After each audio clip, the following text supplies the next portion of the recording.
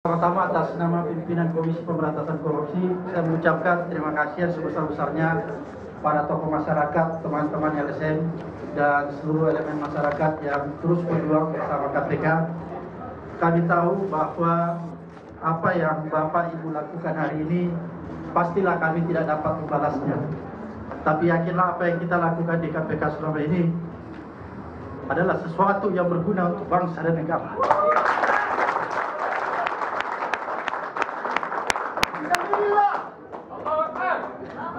Teman-teman yang saya cintai, semalam terakhir saya sama Pak BW sampai jam 10 malam. Ketika beliau ingin menjenguk Abdi Sleng, saya memang sudah punya firasat lain, makanya saya bilang sama Pak BW, saya temani Anda. Dan sesampainya di rumah sakit, kita banyak bercerita, dan ada sesuatu hal yang memang menurut saya ini mungkin Pak BW sudah merasa bahwa mereka akan menjadi target sama dengan saya.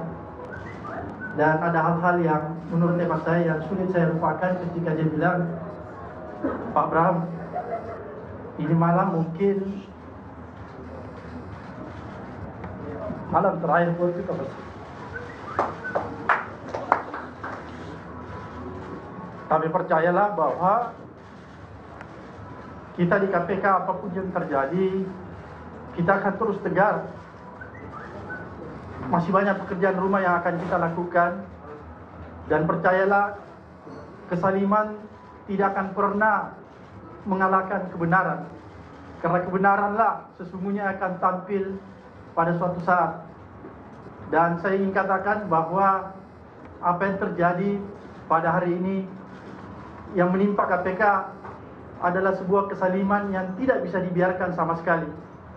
Oleh karena itu, saya menghimbau kepada seluruh rakyat Indonesia dari Sabang sampai Merauke, kalau Anda masih mencintai kebenaran, Anda masih mencintai KPK, dan Anda masih mencintai pemberantasan korupsi Indonesia masih terus berjalan, marilah kita bersama-sama menggalang kekuatan, berpadu, bersatu, untuk terus meneriakkan ketidakbenaran yang sedang menimpa KPK.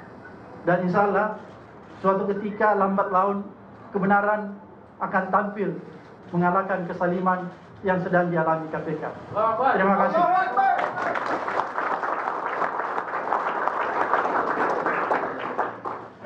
Baik, teman-teman, tadi sudah ada satu pertanyaan, mungkin ada yang lain. Kita bagi 3 pertanyaan, silakan. Yang belakang ditujukan kepada siapa? Saya mau bertanya ke Pak Bram, ini soal peristiwa yang menurut